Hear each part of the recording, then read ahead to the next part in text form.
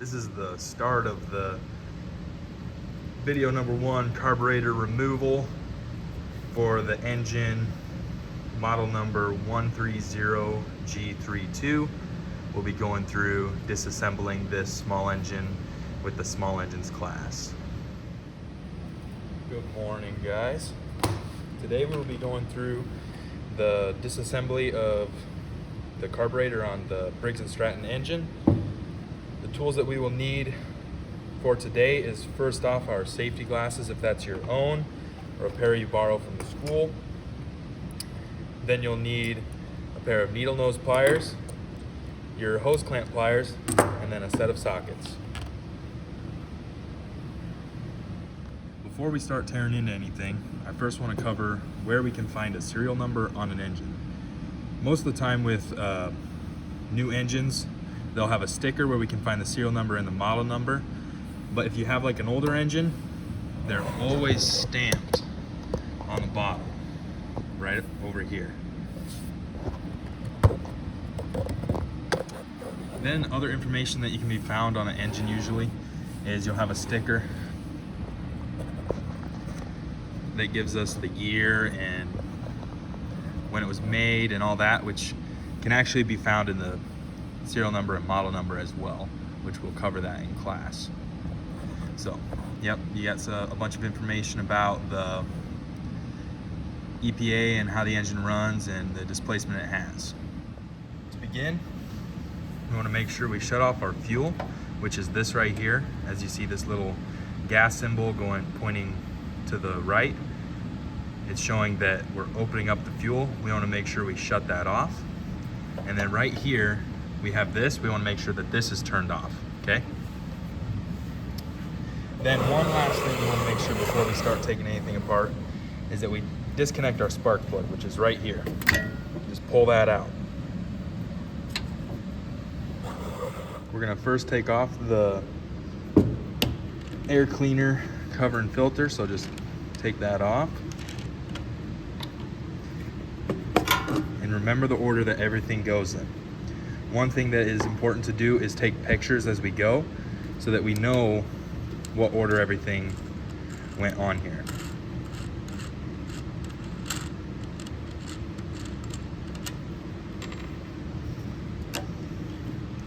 Here's our air filter.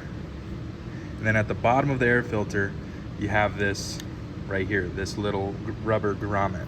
We want to make sure that we remember that this goes on first when we put everything together. Next, we're going to remove the trim panel, which is this piece right here, this piece of plastic. That requires 3 8mm bolts to be taken out.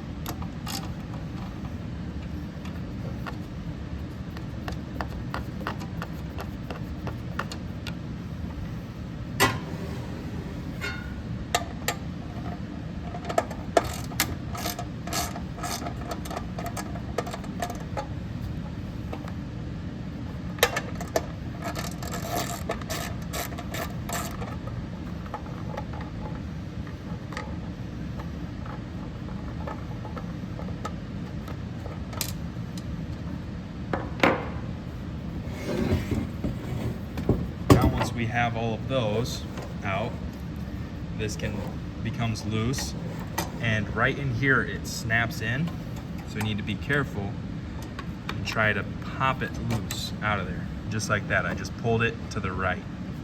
Once we have that, we can stretch this around there, but be careful not to snap the plastic, okay? The thing that I find important to do is after we remove a part, if we can, I like to put the screw back where it was. That way I don't lose the screw, and I know that that screw went in that hole for the part that goes there.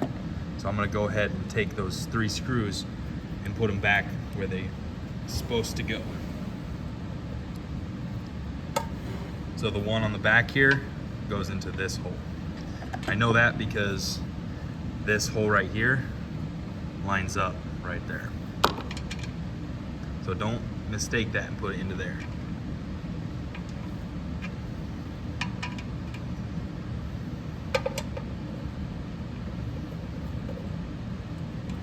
You don't have to put them in super tight, just loosely so that we know that that's where they went.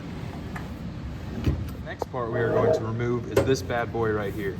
This is our muffler, which goes on to our exhaust port. This one requires, I think it's a 14. Let's see, let me check my notes. A 13, two 13 nuts and washers. Go ahead and grab that.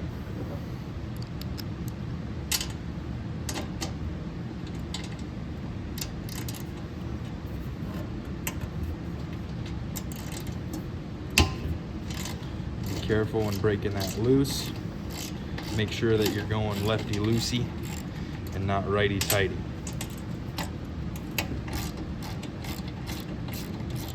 If you need help, if it's too tight, you can always ask your partner or ask me when we're working on it in class.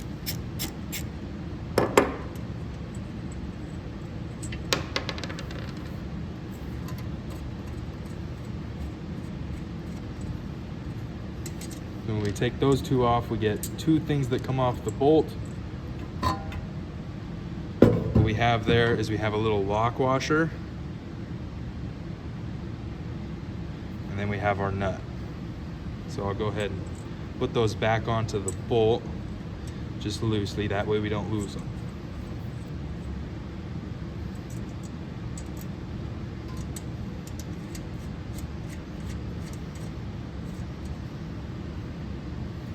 One thing to kind of check is we have our exhaust gasket right here. Just check it, look at it, see how it looks. We don't need to take it off if it's sticking on there like this one is. We can just leave it there, but it's important to be there to ensure that all the exhaust fumes go through our muffler. Okay, so there's the muffler. Go ahead and set that aside. The next thing we're going to be removing is this part right here, this piece of plastic. And to begin, we have to take the breather hose off, which is right here. But you might be able to just pull it off. If not, grab your needle nose pliers and just try to wiggle that off of there, just like that. And one thing, remember before you do that, remember how does this all line up? This spark plug wire isn't going to go over top of this. It has to go underneath our breather hose tube. Okay, so we got that off.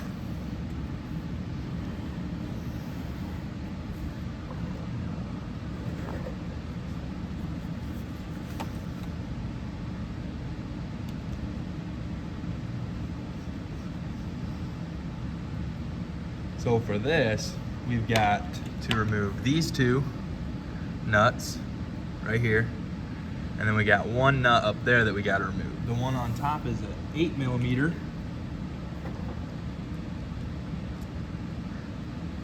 See if that gets in there. That comes off pretty easily.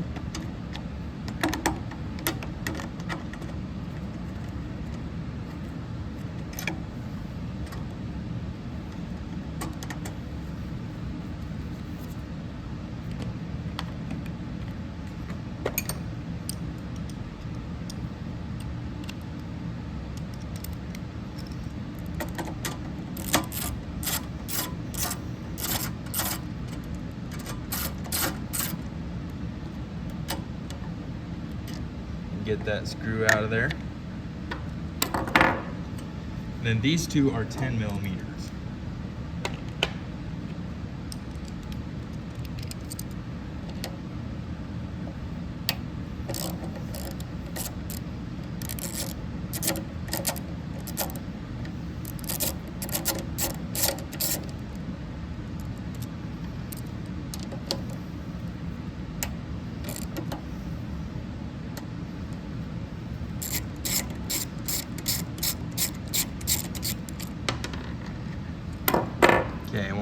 come off was 2 nuts and then a bolt.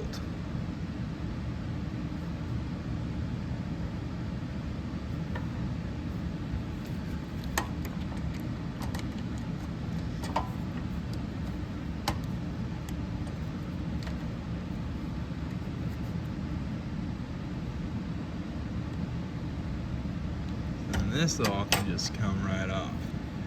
And then over here, this looks too big, but if we just turn it this way, it comes out pretty nicely. So now we've got our cover off too.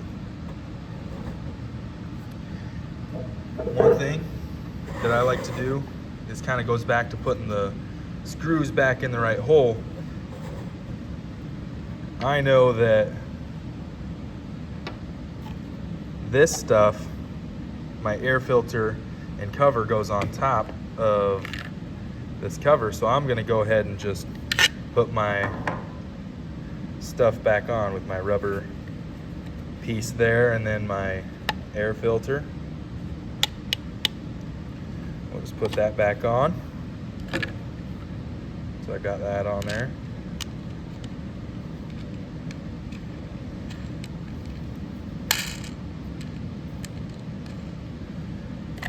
And I'm gonna put my top back on.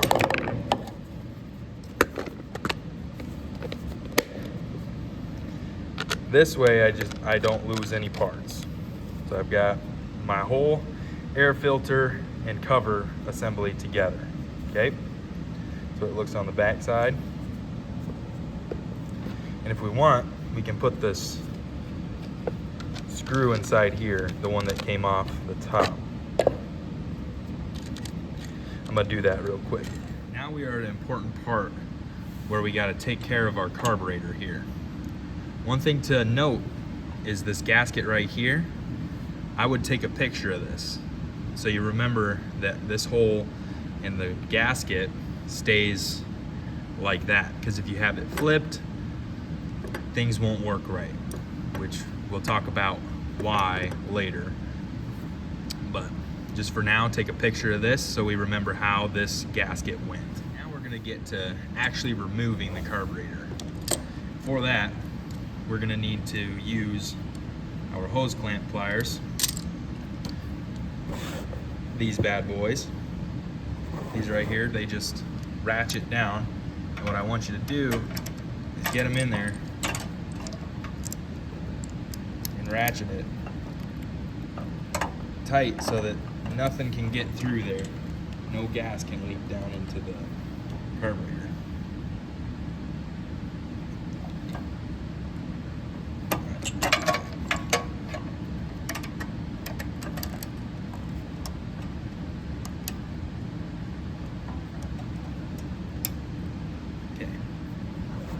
After you do that, down in here, let's see if we can see it how well we can.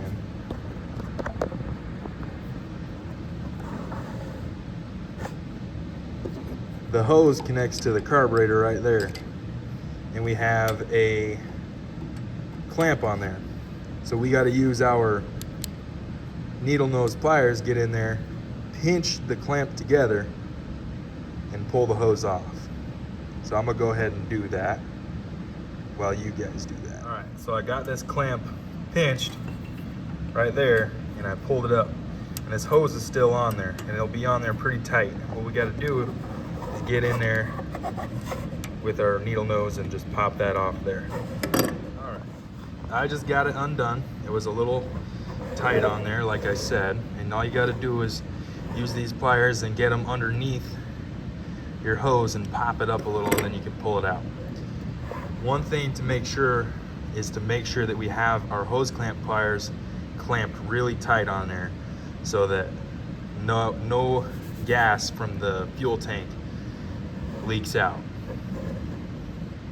Once we have done that, what I need you guys to do is on the carburetor, pull it out a little bit, take a picture of how these two linkages are connected onto here. That's important because that connects to our governor system, which is basically how the engine keeps itself running. So take a picture of that.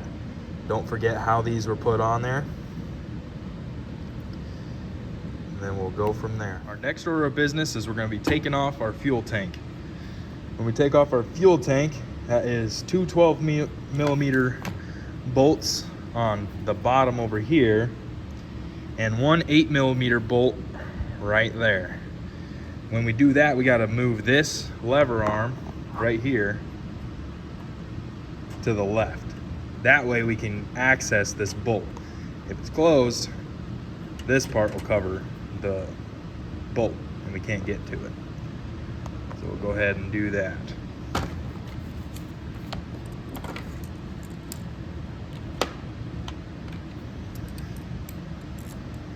8mm. It's kind of a tight one.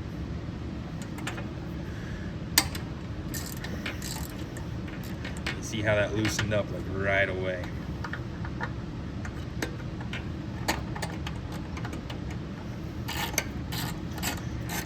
Get that pulled out of there.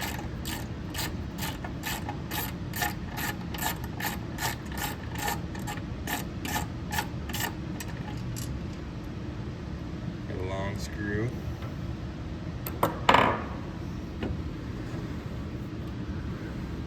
Other side of the engine.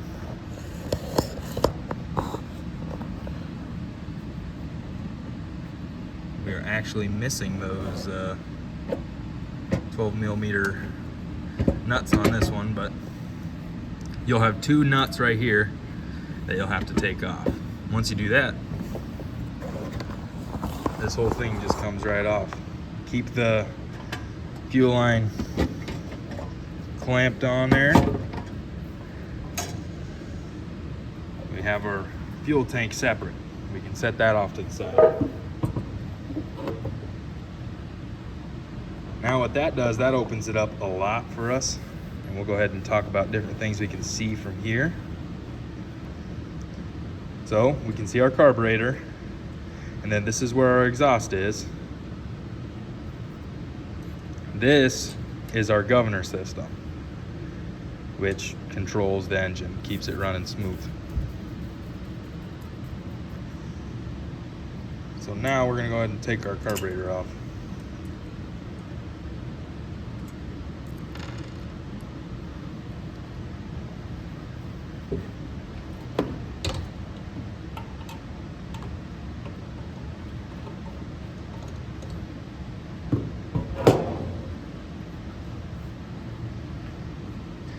We take this off, pull it out, and move this back very carefully. Don't bend this too much. We might just use our pliers. Don't bend this spring too much because that controls how much it's pulling on our carburetor. And then this just slides out. Just pull right up. And one other thing, since we have our tank off, take a picture of how this all looks right here.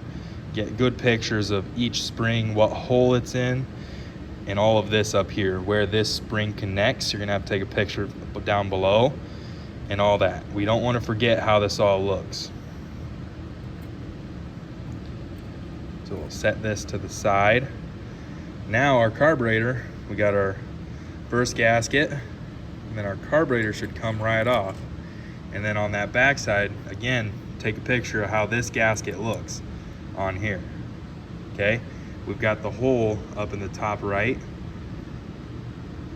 of this, and we don't want to mix up this one being on the wrong side either, or else it won't run right. Okay, so we'll go ahead and set that down, and that's all we're gonna get done for today, is getting our carburetor off. And then we can also take this off. Again, notice how this holds our spark plug wire. We're gonna need to remember how that goes. This goes in right there. Just like that. That's that. Okay? This way faces us when we put it back together. Like that.